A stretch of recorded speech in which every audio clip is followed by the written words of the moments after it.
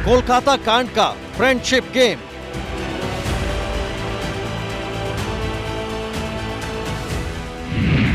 दरिंदों से ममता, दीदी ये नहीं जमता।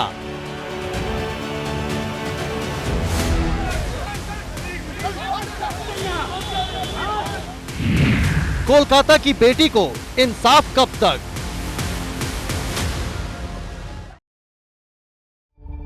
कि 40 खबरों के बाद अब बारी है बड़ी खबरों की डिटेल्स पड़ताल की। पहले पश्चिम बंगाल का कोलकाता और उसके बाद महाराष्ट्र का बदलापुर और फिर महाराष्ट्र का ही अकोला। शहर शहर शर्मिंदगी की वारदात से सिर शर्म से झुक जाता है। गुस्सा सड़कों पर फूट रहा है क्योंकि बेटियों के लिए सुरक्षा और दरिंदों को फांसी से कम पब्लिक को कुछ भी मंजूर नहीं है। कोलकाता की घटना पर इंसाफ की मांग तेज होती जा रही है। दूसरी तरफ महाराष्ट्र, जहां महिला सुरक्षा पर सियासत इस वक्त गर्म है और ये संग्राम अब जल्द थमता हुआ फिलहाल तो नहीं दिख रहा। इस खबर पर भी हम बात करेंगे और बेटियों के लिए इंसाफ की आवाज आप तक पहुंचाएंगे, जिसके लिए मेरे साथ मेरे सहयोगी जुड़ गए हैं। हमारे साथ कोलकाता से हर अपडेट के साथ मनोज्ञा लोईवाल हैं और इसी के साथ रविकांत कोलकाता से लाइव हमारे साथ हैं।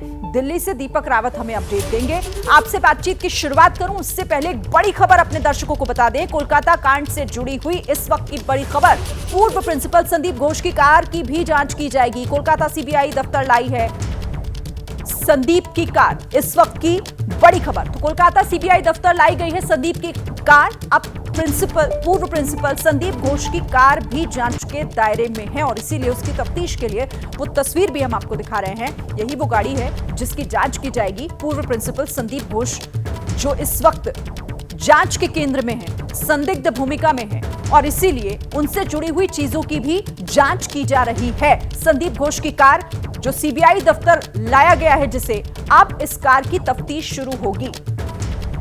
तो लगातार कड़ियां जोड़ने की कोशिश की जा रही है। संदीप घोष, उससे जुड़ी हुई चीजें, उससे जुड़े हुए लोग, जिन जिन से संदीप घोष ने उस रात बात की थी, वो सब इस वक्त जांच के घेरे में हैं और सब तक एक एक कर पहुंच रही है सीबीआई की टीम और उन कड़ियों को जोड़कर सच सामने लाने की कोशिश की जा रही है।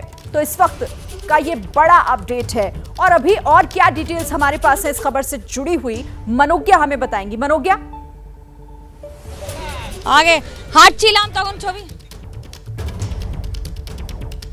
मनोज्ञा, आपको आवाज मिल रही है मेरी? देखिए, गाड़ी लाई गई है इस समय पूर्व प्रिंसिपल संदीप घोष की सीबीआई के दफ्तर में। सीबीआई के दफ्तर में ये वो गाड़ी है जो वो इस्तेमाल करते थे जब वो प्रिंसिपल थे। जी बिल्कुल, आवाज आ रही है। जो वो प्रिंसिपल थे तब वो ये गाड़ी का इस्तेमाल करते थे। ऐसे में अब सीबीआई ये जांच कर रही है कि इस गाड़ी का प्रयोग कहां कहां किया गया है, उसकी डिटेलिंग ली जा रही है। पुरानी गाड़ियों में अधिकतर जीपीएस सिस्टम नहीं होता है। जो नई सिस्टम की गाड़ियां आ रही हैं उनमें कुछ एक में जीपीएस वगैरह इंस्टॉल्ड होता है, लेकिन गाड़ी को बुलाना, गाड़ी को मंगाना और गाड़ी की फिर तफ्तीश करना, क्या स्टडी करना चाहती है सीबीआई, ये बड़ा गंभीर मामला हो जाता है। और साथ ही साथ मैं आपको बता दूं, मैं इस समय कहाँ हूँ। मैं इस समय हूँ खेल के मैदान में। कोलकाता को स्पोर्ट्स कैपिटल ऑफ इंडिया कहा जाता है। एक और ईडन गार्डन है, दूसरी ओर मोहन बागान है। चारों तरफ आपको सिर्फ और सिर्फ यहाँ पर खेल जगत की पहचान दिखेगी। पर इस समय जो हो रहा है वो है एक मैसिव प्रोटेस्ट। ये वो खिलाड़ी हैं जो यहाँ पर एक साथ इकट्ठा हुए हैं, एकत्रित हुए हैं सारे खिलाड़ी आज यहाँ पर आवाज़ उठाने के लिए अपनी। और आवाज़ देखिए, मैं आपको एक महत्वपूर्ण बात बता दूँ। कोलकाता में आमतौर पर खिलाड़ियों को एक साथ लाना बड़ा चैलेंजिंग होता है, खास तौर से अर्जुन अवार्डी से लेकर सारे दादा। देखिए, एक से एक आपको खिलाड़ी मिल जाएंगे, लेकिन आज का ये प्रोटेस्ट आपने जो किया है उसका क्या कारण है, हिंदी में बताइए। ये तो इनक्रेडिबल एंड ये करना चाहिए था, बहुत जरूरी था। हम लोग डिलेड हो गया, but doesn't matter. The way sportsman in every discipline they have assembled, it is just nothing but an burning example so for this incident is concern. ऐसा पहली बार हुआ है, आपको भी तकलीफ हो रही होगी जो हुआ है उसको देख। जरूर इसको भी थोड़ा, इसको जरूर ये होना नहीं चाहिए। This is very very, I mean, एक बोलने का कोई भाषा नहीं है। ऐसा नारों को इतना ठीक है मनोज्ञा, तो हर किसी की यही मांग और इसी मांग को लेकर वो सड़कों पर उतर रहा है कि ये होने कैसे दिया गया और इसका विरोध और भी तेज होता जा रहा है। एक और बड़ी खबर आ रही है मनोज्ञा, वो पहले मैं दर्शकों को बता दूं। कोलकाता कांड में सीबीआई की जांच जिस तरीके से तेज होती जा रही है। सूत्र जानकारी दे रहे हैं, एक बड़ी सीबीआई सूत्रों के हवाले से जांच में एएसआई अनूप दत्ता की भूमिका भी संदिग्ध है। अनूप दत्ता और संजय रॉय में भी दोस्ती थी, यह भी जानकारी मिल रही है सूत्रों के हवाले से। अनूप दत्ता से सीबीआई ने 8 घंटे तक पूछताछ की है। अनूप से संजय और संदीप का जो कनेक्शन है वो पूछा। एएसआई अनूप दत्ता के बयान की भी जांच हो रही है। केंद्रीय मंत्री सुकांत मजूमदार ने टीएमसी को घेरा भी है इस मामले को लेकर। तो अब जांच का दायरा जैसे जैसे बढ़ रहा है, कुछ और किरदार इसमें जुड़ते चले जा रहे हैं और इसी में यह किरदार एएसआई अनूप दत्ता का भी। अब आपको एक तस्वीर दिखाते हैं, आप ये तस्वीर देखिए। इसमें अनूप दत्ता एएसआई आपको दिख रहे हैं, काली टी शर्ट में आपको नजर आ रहा होगा वो अनूप दत्ता एएसआई।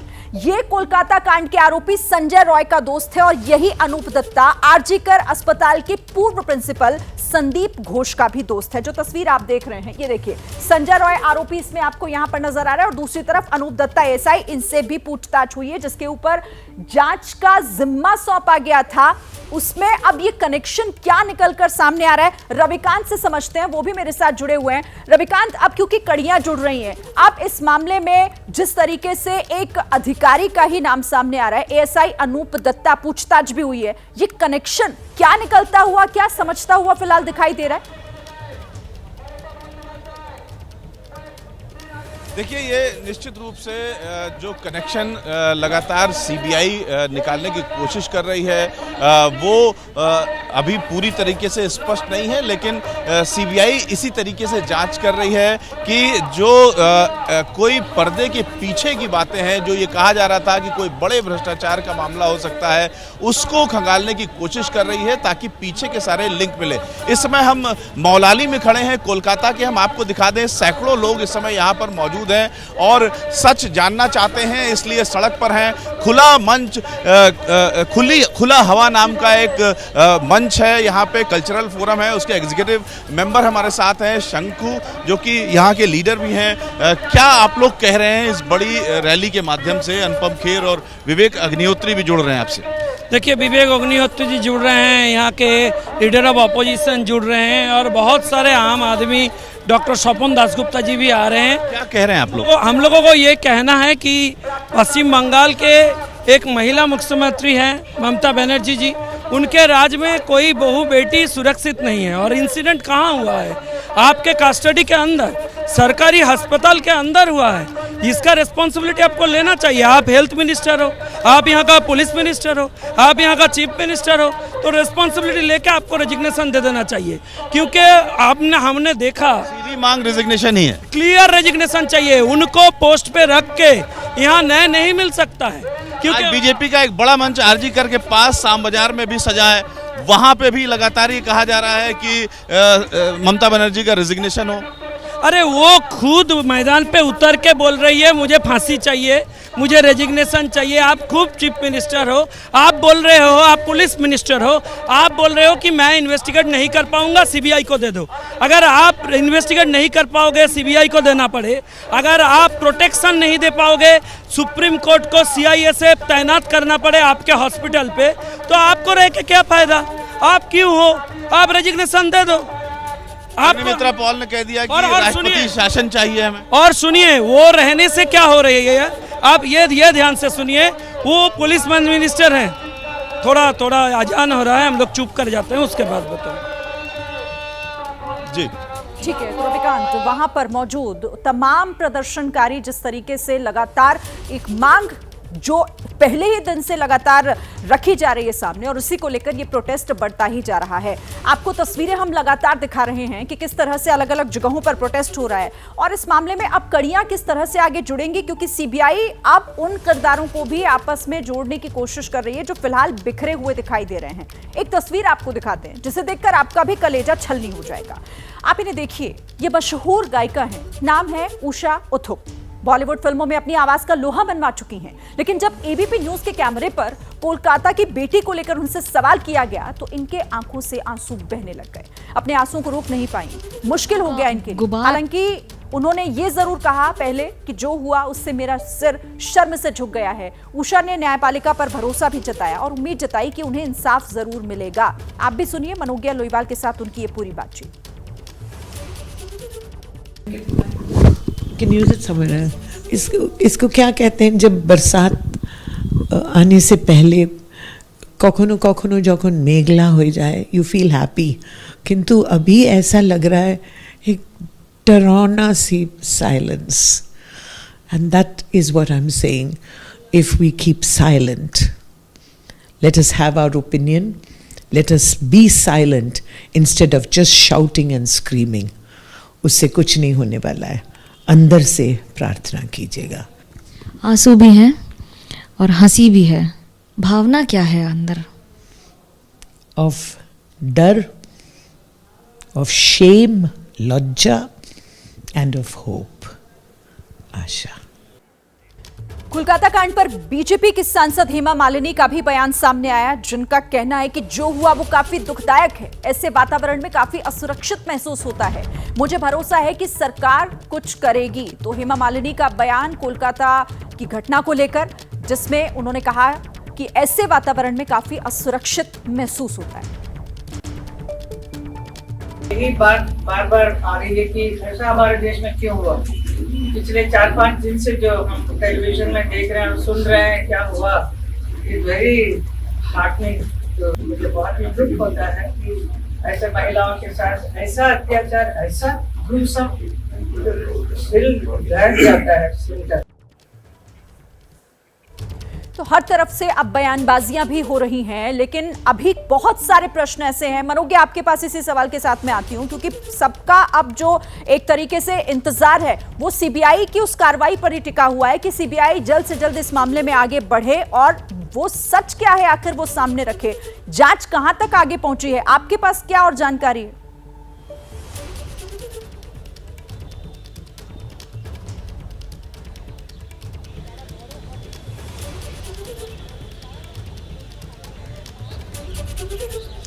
जांच, अगर मैं ये कहूँ कि बिजली की गति और तेज़ी से आगे बढ़ रही है, लेकिन उसको किसी अंजाम तक पहुंचाना बहुत ज़रूरी होगा। कल 22 तारीख है, 22 तारीख वो दिन है जब सुप्रीम कोर्ट में रिपोर्ट पेश करनी है सीबीआई को। ऐसे में उनको बहुत सारे तथ्यों के साथ सुप्रीम कोर्ट में जाना पड़ेगा, क्योंकि जो बात एक बार लिख कर दे दी गई उसको पत्थर की लकीर मानकर आगे बढ़ा जाएगा, उसे ही नींव माना जाएगा इस पूरे केस के इन्वेस्टिगेशन की। जहाँ तक अभी तक कोलकाता पुलिस का सवाल है, तो कोलकाता पुलिस ने कई सारे नोटिस भेजे हैं उन लोगों को जिन्होंने अलग अलग तरह की टिप्पणियां की हैं या फिर कोई बात बोली है इस पर अलग अलग प्लेटफॉर्म्स पर इस समय जो सबसे बड़ा सवाल उठ रहा है और सारी नज़रें हैं वो हैं सीबीआई पर। आज गाड़ी का लाना, गाड़ी को बुलाना, संदिग्ध हैं अगर संदीप घोष, तो उनके चारों तरफ घेरा अब कसता चला जा रहा है। ये दो बातें पहले समझनी होंगी शिरीन। पहला ये कि इस समय बात सिर्फ प्रश्न और उत्तर तक नहीं है, इस समय बात है डॉट्स को जोड़कर पूरी तस्वीर सामने रख देने की कि क्या ये रेप था, क्या ये गैंग रेप था, क्या इसमें एविडेंस को छुपाने की कोशिश की गई है, छुपाया गया भी है कि नहीं। और 14 तारीख की वारदात को लेकर भी जो सीबीआई इन्वेस्टिगेशन कर रही है उसमें भी कोलकाता पुलिस 2 बार गई है वो लाल बाजार हेडक्वार्टर तक जानकारी हासिल करने के लिए, तथ्यों के लिए कि आखिरकार हुआ क्या था। 3D मैपिंग हो गई है, सब कुछ हो गया है, लेकिन ऐसा नहीं है कि इससे आप सीधे निष्कर्ष पर आ सकते हैं कि आखिरकार हुआ क्या था, इसके पीछे कारण क्या थे, हत्या क्या एक जगह हुई है। मैं आपके पास फिर से लौटूंगी। देखिए, कोलकाता केस में डॉक्टर्स का प्रदर्शन लगातार हो रहा है। कोलकाता में सीजीओ कॉम्प्लेक्स के बाहर भी प्रदर्शन जारी है। डॉक्टर्स ने सीजीओ कॉम्प्लेक्स पर प्रदर्शन किया। दिल्ली के जंतर मंतर पर भी डॉक्टर जुटे हैं। डॉक्टर्स की सुरक्षा, सीपीए की मांग कर रहे हैं डॉक्टर और अपनी मांगों पर लगातार अड़े हुए हैं। तो कोलकाता केस में डॉक्टर्स अभी भी सड़कों पर हैं, क्योंकि वो अपनी मांगों को लेकर अड़े हैं और जब तक उनकी मांगें पूरी नहीं होंगी वो हटेंगे नहीं, उनका साफ कहना है। कोलकाता सीजीओ कॉम्प्लेक्स के बाहर प्रदर्शन जिस तरीके से डॉक्टर्स का जारी है, दूसरी तरफ जंतर मंतर पर भी आज दिल्ली में जुटे हैं प्रदर्शनकारी और सभी अपनी सुरक्षा को लेकर सवाल कर रहे हैं और केंद्र से मांग कर रहे हैं कि वो उनकी मांगों पर ध्यान दे। अब दिल्ली में ये प्रदर्शन किस तरीके से हो रहा है, दीपक रावत मेरे साथ जुड़े हुए हैं, उनसे जानकारी लेते हैं। दीपक। शिरीन, आज रेजिडेंट डॉक्टर्स का एसोसिएशन जो है पूरी दिल्ली में अलग अलग अस्पतालों का वो जंतर मंतर पर जुटा था। हालांकि समय निकल चुका है, 11 बजे से 4 बजे तक का यहाँ पर उन्होंने ओपीडी सर्विस लगाई हुई थी कि सड़क से ओपीडी चलाएंगे, क्योंकि लगातार सवाल ये उठ रहे थे कि डॉक्टर्स इस तरीके से अगर स्ट्राइक पर रहेंगे तो ओपीडी सर्विसेज और इमरजेंसी सर्विसेज पर जो प्रभाव पड़ रहा है वो कैसे होगा। तो डॉक्टर्स ने एक नया तरीका निकाला है। देखिए, यहाँ पर फिजियोथेरेपी की ओपीडी लगाई थी, ऑन्कोलॉजी की ओपीडी लगाई थी, ENT की ओपीडी लगाई थी, लेकिन 4 बजे का समय पूरा हो चुका है, इसलिए सब लोग चले गए हैं और कहा है कि कल दोबारा आएंगे। और इसी तरीके से लगातार जो है, चाहे जंतर मंतर हो, चाहे निर्माण भवन के बाहर हो, चाहे अलग अलग अस्पतालों के बाहर हो, डॉक्टर्स जो हैं हड़ताल का अलग अलग जरिया अपना रहे हैं, अलग अलग जरिए से सरकार तक मैसेज पहुंचाने की कोशिश कर रहे हैं कि जो मांग उनकी है कम से कम सेंट्रल प्रोटेक्शन एक्ट के भीतर इसको लाने की, वो मांग जल्द से जल्द पूरी होनी चाहिए। हालांकि सरकार से भी बातचीत का दौर लगातार यहाँ पर डॉक्टर्स का जारी है, बीच बीच में बातचीत के लिए सरकार बुलाती भी है, इनके जो प्रतिनिधि हैं वो जाते भी हैं, लेकिन डॉक्टर ये कह रहे हैं कि अभी तक कोई नतीजा निकल नहीं रहा है और जब तक नतीजा नहीं निकलेगा तो इसी तरीके से चाहे जंतर मंतर हो या अलग अलग इलाके हों, वहाँ पर ये लोग अपना जो है विरोध दर्ज करते रहेंगे। तो सीधे तौर पर अगर बात की जाए तो दिल्ली में एम्स हो, सफदरजंग हो, LNJP हो, जीबी पंत हो, तमाम बड़े अस्पतालों में जो स्वास्थ्य सेवाएं हैं वो बड़े स्तर पर प्रभावित हो रही हैं, इमरजेंसी सर्विस प्रभावित हो रही है, OPD सर्विस प्रभावित हो रही हैं। लेकिन ऐसे में डॉक्टर ये कह रहे हैं कि सड़क से OPD चला लेंगे, लेकिन वो भी मुमकिन नहीं है। लेकिन तरीका जरूर अलग अलग तरीके से अपनाया जा रहा है, लेकिन विरोध जारी है डॉक्टरों का, क्योंकि इसका असर भी देखने को मिल रहा है। मरीज बहुत परेशान हो रहे हैं और इसीलिए डॉक्टर से अपील भी की जा रही है कि आप काम पर लौट आइए, अपना प्रदर्शन खत्म कर दीजिए।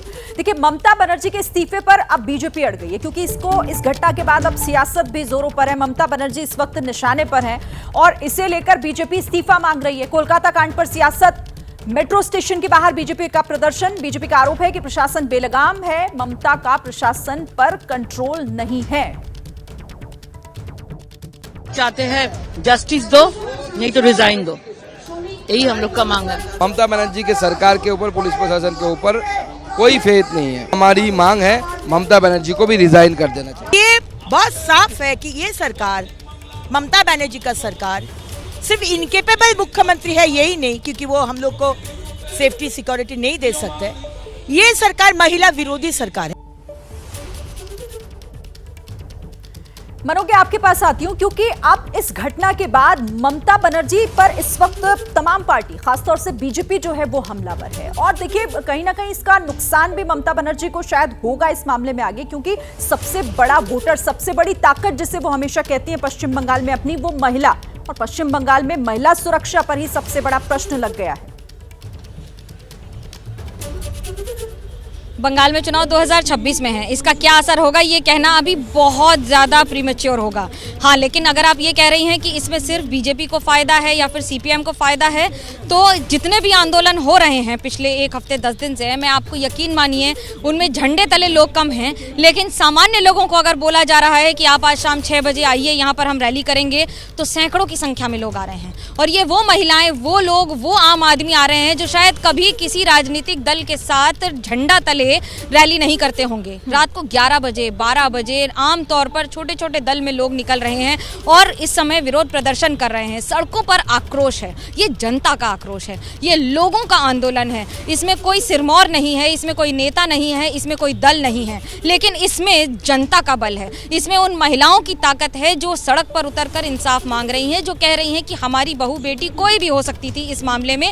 और अगर सरकार का ये रवैया है तो सरकार और प्रशासन से सवाल है। अब सवाल प्रशासन से इसलिए क्योंकि जिस तरह से गतिविधियां हुई हैं 9 तारीख से 15 तारीख के बीच में, वो इतने सवाल खड़े कर गई कि क्या कुछ छुपाया जा रहा है, कुछ नहीं बताया जा रहा है, इसके पीछे राजनीति है, किसको बचाया जा रहा है, ये सब तो CBI बताएगी। पर अगर मैं आपको जनता की आक्रोश की बात करूं, खेल जगत के लोग हों, मीडिया जगत के लोग हों, डॉक्टर्स हों या फिर इंजीनियर्स हों, हर एक व्यक्ति इस समय किसी परिचय का मोहताज नहीं है सड़क पर चलने के लिए। वो सिर्फ इसलिए चल रहा है क्योंकि वो नाराज है और उसके भी दिल में कहीं ना कहीं तकलीफ है और आंखों में आंसू। पूरा देश इस घटना के खिलाफ एकजुट है और सड़कों पर उतरा हुआ है। और कोलकाता कांड में अब किसान नेता राकेश टिकैत भी कूद गए हैं। टिकैत ने केस पर हो रहे प्रदर्शन को प्रोपेगेंडा से जोड़ा। ममता सरकार को बदनाम करने का प्रोपेगेंडा चल रहा है। सरकार गिराकर राष्ट्रपति शासन लगाने की मंशा राकेश टिकैत ने जताई है। उन्होंने ये भी कहा कि रेप हत्या के लिए कानून के हिसाब से कार्रवाई होगी। सुरक्षा और इंसाफ के प्रदर्शन पर टिकैत ने सवाल भी उठाए हैं।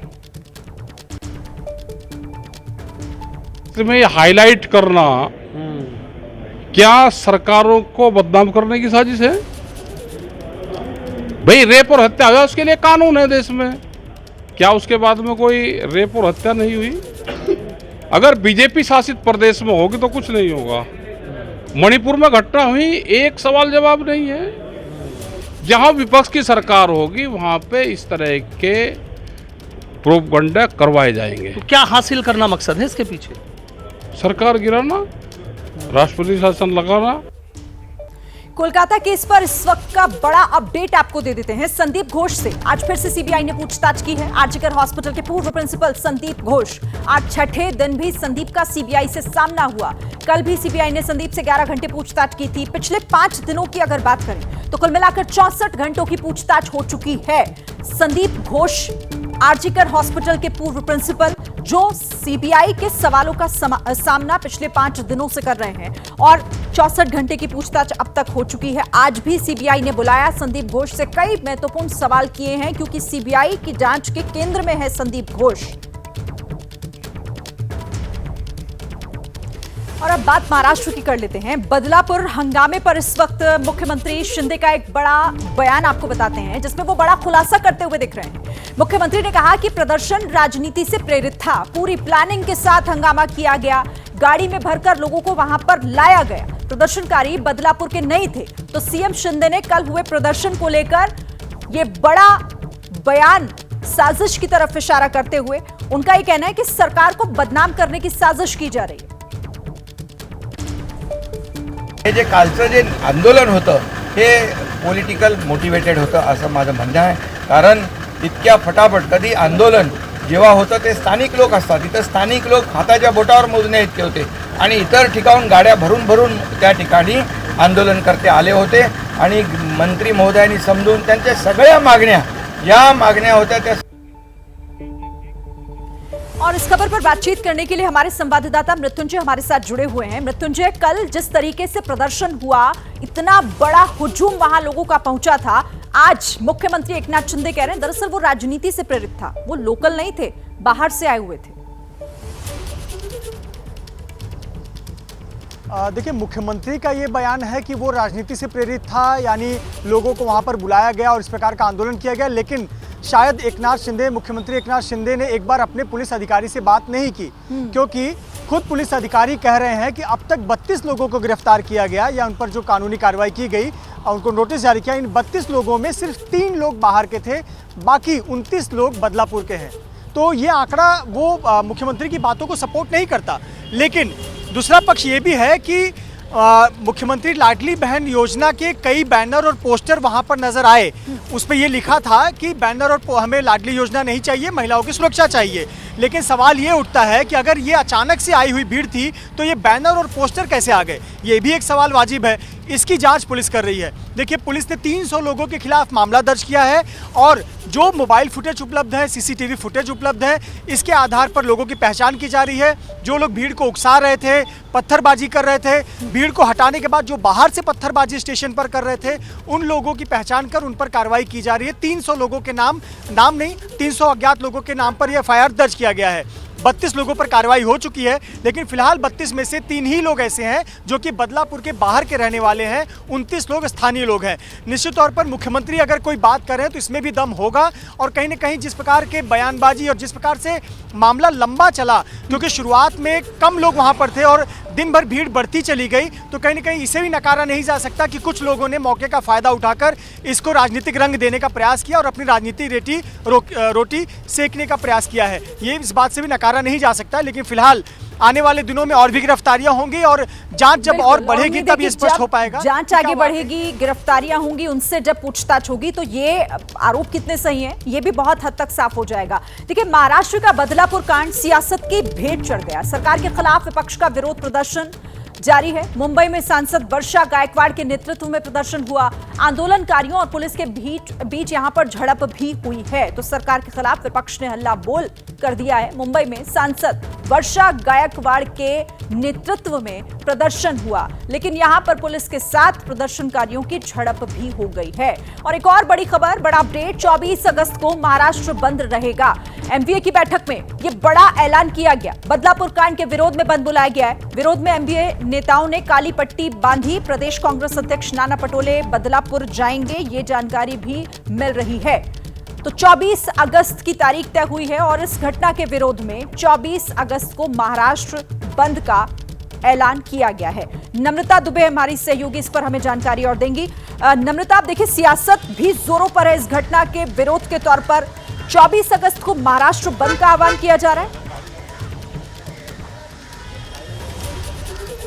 जी देखिए, महाविकास आघाड़ी ने सबसे पहले जो बैठक बुलाई थी वो सीट शेयरिंग को लेकर थी, लेकिन विपक्ष ने भी कहीं ना कहीं सोचा कि अगर उन्होंने इस मुद्दे पर स्टैंड नहीं लिया तो आगामी चुनाव में उन्हें भी जनता को जवाब देना पड़ेगा। तो ऐसे में इस बैठक में बदलापुर को लेकर सबसे ज्यादा मीटिंग की गई और 24 अगस्त को महाराष्ट्र बंद का ऐलान जो है तीनों बड़ी पार्टियां जो है महाराष्ट्र की उनकी तरफ से किया गया। सभी नेता यहाँ पर काली पट्टी बांधकर आए थे और ना सिर्फ बैठक की गई, बैठक के तुरंत बाद जो सांसद हैं वर्षा गायकवाड़, वो तमाम महिला कार्यकर्ताओं के साथ मंत्रालय पहुंची। वहां पर उनकी तरफ से आंदोलन किया गया, जहां पर पुलिस और उनके बीच में झड़प भी देखने मिली। इसके अलावा लगातार उद्धव ठाकरे की पार्टी के जो कार्यकर्ता हैं महाराष्ट्र के तमाम इलाकों में जाकर विरोध प्रदर्शन कर रहे हैं, सरकार पर सवाल उठा रहे हैं और दूसरी तरफ सरकार के मंत्री भी पीछे नहीं हैं। विपक्ष सवाल खड़ा कर रहा है तो जवाब देने के लिए तुरंत उनकी तरफ से प्रेस कॉन्फ्रेंस किया जा रहा है। इस आंदोलन के बाद शिक्षा मंत्री दीपक केसरकर की तरफ से पीसी की गई। उन्होंने कहा कि हम नया JR निकाल रहे हैं, सुरक्षा के इक्विपमेंट्स बढ़ाएंगे, फैसिलिटीज बढ़ाई जाएगी स्कूल में ताकि इस तरह की घटना फिर से ना हो।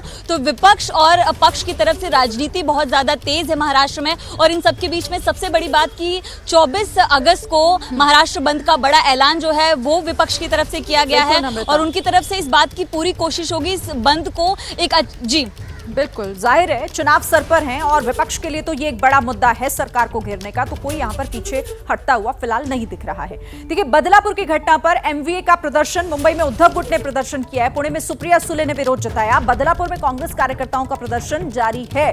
तो देखिए, इस मामले पर अब सियासत भी जोरों पर है, सरकार की घेराबंदी की कोशिश लगातार विपक्ष कर रहा है। इस घटना का विरोध अलग अलग जगहों पर कैसे किया गया वो तस्वीरें आपके सामने। मुंबई परेल में भी विरोध किया गया, काले झंडे यहां पर दिखाए गए। दूसरी तस्वीर मुंबई के अंधेरी की है, यहां पर देखिए बड़ी संख्या में जो महिला कार्यकर्ता हैं वो इस घटना का विरोध करने के लिए सड़कों पर उतरी और सुप्रिया सुले को आप पुणे में देख रहे हैं। पुणे में उन्होंने किस तरह से तमाम महिला कार्यकर्ताओं और पुरुष कार्यकर्ता भी वहां पर शामिल हैं जिनके साथ विरोध किया है। कांग्रेस कार्यकर्ताओं का ये अलग अलग जगहों पर विरोध प्रदर्शन। मृत्युंजय, देखिए, इस तरह की घटना जब सामने आती है तो सबसे बड़ा डर यही होता है कि कहीं वो सिर्फ और सिर्फ सियासत के केंद्र में ना रह जाएं। इस मामले में भी ऐसा ही होता हुआ दिखाई दे रहा है क्योंकि सरकार भी कह रही है कि ये राजनीति से प्रेरित है और विपक्ष तो हमलावर है ही।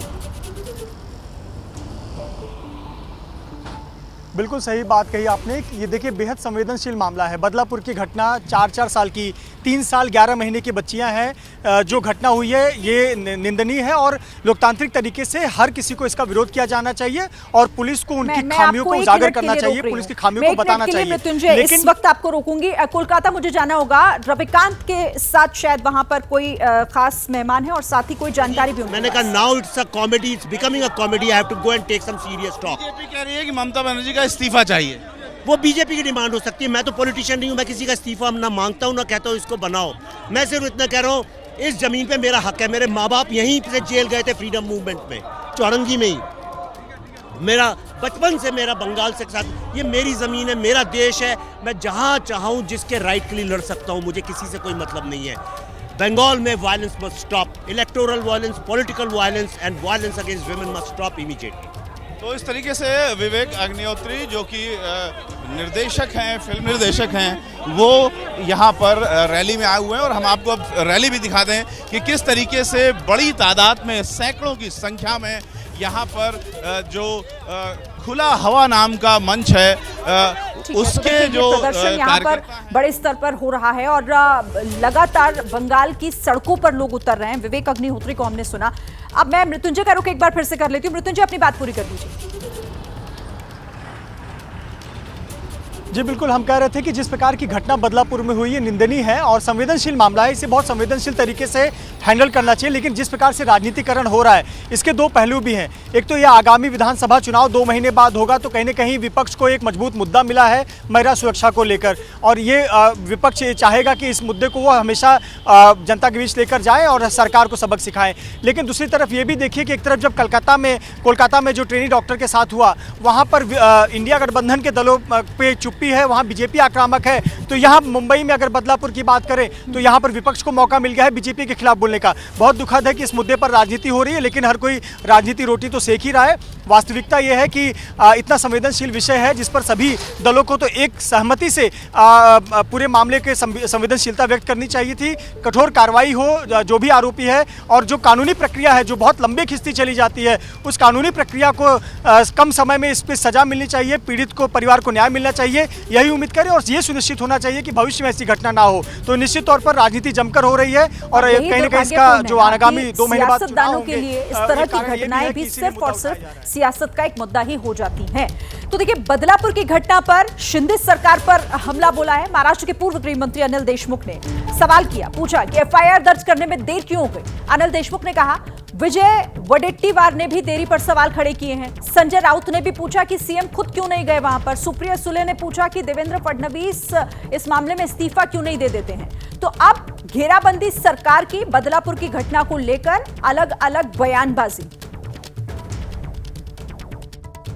स्कूल है जो स्कूल में घटना घटी, वो स्कूल भारतीय जनता पार्टी के कुछ कर्मी लोगों के, उनकी स्कूल है, उनके डायरेक्टर लोग वहाँ पे। ये खुद के पाप को ढकने का काम, खुद ये सरकार की कानून सुव्यवस्था को इनका कंट्रोल नहीं रहा, तो अपोजिशन के तरफ उंगली दिखाने का काम इनका है अपने पाप ढकने के लिए। जब इस प्रकार की घटना घटती है तो योगी राज में जो होता है बुलडोजर चलाते हैं, वैसे महाराष्ट्र में चलाने की कोशिश कुछ दिन पहले की, तो अपना बुलडोजर वहाँ क्यों नहीं गया बिंदे जी का। इस राज्य के गृह मंत्री जो दिल्ली में ज्यादा और मुंबई में कम रहते हैं, उनको जवाब देना पड़ेगा, और मेरे ख्याल से नैतिक थे, उन्होंने रेजिग्नेशन देना चाहिए। और कोलकाता कांड पर इस वक्त एक बड़ी खबर आ रही है। सीबीआई ने सौरभ नाम के एक शख्स को बुलाया है। सीबीआई ने सौरभ को पूछताछ के लिए बुलाया है। सौरभ संजय रॉय से मिलने के लिए अस्पताल गया था। वारदात से पहले सौरभ से मिला था आरोपी संजय। जो जानकारी मिल रही है, सौरभ के साथ ही संजय ने शराब पी थी, सूत्र ये भी जानकारी दे रहे हैं, और इसीलिए सौरभ को पूछताछ के लिए सीबीआई ने बुलाया है। बड़ा अपडेट, जैसा सीबीआई लगातार अब उन लोगों तक पहुंचने की कोशिश कर रही है जो आरोपी संजय से जुड़े हुए हैं, और इसी कड़ी में अब सौरभ का भी नाम शामिल हुआ है। वरुण जैन हमारे साथ इस पर जानकारी के साथ जुड़ गए हैं। वरुण, कौन है ये सौरभ, इसके बारे में और क्या जानकारी जिसे सीबीआई ने बुलाया पूछताछ के लिए? देखिए, बिल्कुल ये कोई सौरभ नाम का शख्स है जो कि वारदात वाले दिन रात को अस्पताल में ही था, और जो सूत्र इस बात की जानकारी दे रहे हैं कि संजय रॉय जब रात को अस्पताल 12 बजे के आसपास जाता हुआ नजर आया है, वो इसी सौरभ नाम के शख्स से मिलने के लिए गया था। इसको अपने किसी एक रिश्तेदार के जो टेस्ट है वो कराने थे, और उसी के चलते उसने संजय रॉय से मदद मांगी थी। सूत्र इस बात की भी जानकारी दे रहे हैं कि उसके बाद जो संजय रॉय है आरोपी, उसने इसी सौरभ के साथ रात को शराब भी पी थी। तो कहीं ना कहीं वो जो सीक्वेंस है उसको सीबीआई कनेक्ट कर रही है, और सीबीआई ये पता लगाना चाह रही है कि जो आरोपी संजय रॉय है उसके साथ रात को कौन कौन लोग थे, क्योंकि कहीं ना कहीं ये सौरभ नाम का शख्स भी इस केस के लिए, इस जांच के लिए महत्वपूर्ण हो सकता है, और इसीलिए सीबीआई ने पूछताछ के लिए बुलाया। बहुत शुक्रिया आपका वरुण तमाम जानकारी के लिए। देखिए, प्रधानमंत्री नरेंद्र मोदी पोलैंड दौरे से जुड़ी हुई एक बड़ी खबर भी आपको बता देते हैं। 2 दिन के पोलैंड दौरे पर हैं प्रधानमंत्री नरेंद्र मोदी। 23 अगस्त को यूक्रेन भी जाएंगे। पोलैंड रवाना होने से पहले प्रधानमंत्री बोले, दौरे से रिश्ता मजबूत होगा, रूस यूक्रेन विवाद का शांति से हल हो। प्रधानमंत्री ने यह भी कहा, रूस यूक्रेन में जल्द शांति की उम्मीद।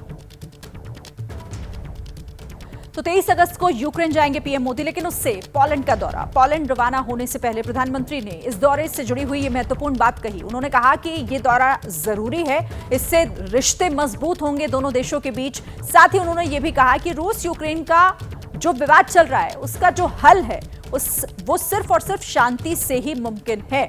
रूस यूक्रेन में जल्द शांति की उम्मीद प्रधानमंत्री नरेंद्र मोदी ने जताई है। तो दोनों देशों के बीच तनाव, और इस बीच प्रधानमंत्री नरेंद्र मोदी का दौरा, पहले पोलैंड जाएंगे और उसके बाद यूक्रेन।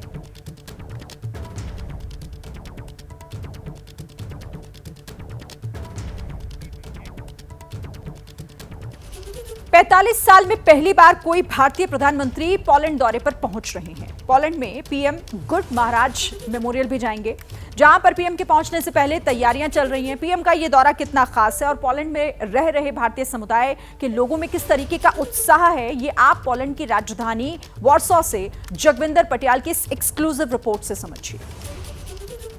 मैं मोंटे कैसीनो मेमोरियल के बाहर खड़ा हूं और ये दो रियासतों के लिए जो भारत की रही हैं, दो महाराजा भारत के रहे हैं, उनमें से एक के लिए जाना जाता है। महाराष्ट्र की कोल्हापुर रियासत के किस तरह से महाराज ने पॉलिश लोगों की, अनाथ बच्चों की मदद की थी दूसरे विश्व युद्ध के बाद, उसी की याद में यहाँ पर ना सिर्फ इस ऐतिहासिक मेमोरियल के आगे ये शिला लगाई गई है जिसमें देखिए लिखा गया है कि 1943 से 48 के बीच में जो हॉस्पिटैलिटी कोल्हापुर रियासत ने दिखाई थी उसके लिए आज भी शुक्रगुजार है। और सबसे बड़े मेमोरियल के बाहर इस शिला का होना भारत की उस दरियादिली की गवाही है जिसके लिए भारत को हमेशा जाना जाता है। दूसरी बात, जो जामनगर के रियासत के राजा थे उन्हें गुड महाराज की उपाधि दी गई है यहाँ पर, और वो इसलिए दी गई है क्योंकि उन्होंने भी जो सोवियत संघ में बच्चे रह रहे थे दूसरे विश्व युद्ध के बाद, पॉलिश लोगों के जो अनाथ बच्चे वहां पर रह गए थे, उनमें से 600 बच्चों को उन्होंने ना सिर्फ अपनी नवा नगर जिसे उस वक्त जामनगर को कहा जाता था उस रियासत में बुलाया, बल्कि उनको ये कहा कि मैं तुम्हारा बापू हूं, मैं तुम्हारा पिता हूं। तो पॉलिश लोग आज भी याद करते हैं कि कैसे मुश्किल घड़ी में द्वितीय विश्व युद्ध के टाइम किस तरह से भारतीय दो अलग अलग रियासतों के महाराजाओं ने उनके बच्चों का, जो कि करीब 5000 के करीब थे, उनका ना सिर्फ ख्याल रखा, उनका पालन पोषण, उनकी पढ़ाई, उनके रहने सहने, तमाम चीजों को लेकर इन दोनों रियासतों ने बहुत योगदान दिया था। इसीलिए इन शिलाओं के माध्यम से या फिर स्मारक के माध्यम से इन महाराजाओं को याद किया जाता है। यानी भारत में बेशक आज किसी प्रधानमंत्री को आने के लिए 45 साल का वक्त लगा, लेकिन ये जो दोस्ती है, ये जो रिश्ता है पोलैंड और भारत का, ये 80 साल से भी पुराना है। द्वितीय और बदलापुर की घटना पर प्रणीति शिंदे का एक विवादित बयान सामने आया है। कांग्रेस की सांसद प्रणीति शिंदे जिन्होंने ये बयान दिया, और बदलापुर में प्रदर्शन पर शिंदे के बयान पर विवाद भी खड़ा हो गया है। तो बदलापुर की घटना को लेकर अब लगातार बयानबाजियां भी हो रही हैं। कांग्रेस की सांसद हैं प्रणीति शिंदे जिन्होंने ये विवादित बयान दिया। इस प्रदर्शन पर अब विवाद, क्योंकि इसको लेकर प्रणीति शिंदे ने ये बयान दिया है। इस वक्त की बड़ी खबर, विकृत मानसिकता है लोगों में बाहर आ रही है, क्योंकि सत्ता में जो है वो इसका समर्थन कर रहे हैं। आज प्रोटेस्ट हो रहा था वहाँ पे, मैं तो कह रही हूँ प्रोटेस्ट तो बहुत सभ्य था, वहाँ पे तो आग लगानी चाहिए थी। लाठीचार्ज की गई। देखिए यही है ये जो सत्ताधारी, हम तो डीसीएम जो होम मिनिस्टर है उनका रेजिग्नेशन मांग रहे हैं। जो लड़कियों के लिए आते हैं उनके ऊपर लाठीचार्ज की जाती है। तो प्रणीति शिंदे का ये भड़काने वाला बयान, वो कह रही है कि प्रदर्शन वहां और उग्र होना चाहिए। जैसे ही घड़ी का काटा दोपहर 2:30 पे आए, बबीता जी का दिल सास बहू साजिश के लिए मचल जाए। और ये है इनकी बहू, पूरे दिन ऑफिस की टेंशन हो जाए गॉन जब ये करें अपना फेवरेट शो फ्री टाइम पे ऑन। इनकी तरह आप भी देखिए अपना फेवरेट शो अपने टाइम पर और डाउनलोड कीजिए एबीपी लाइव ऐप अपने स्मार्ट टीवी पर।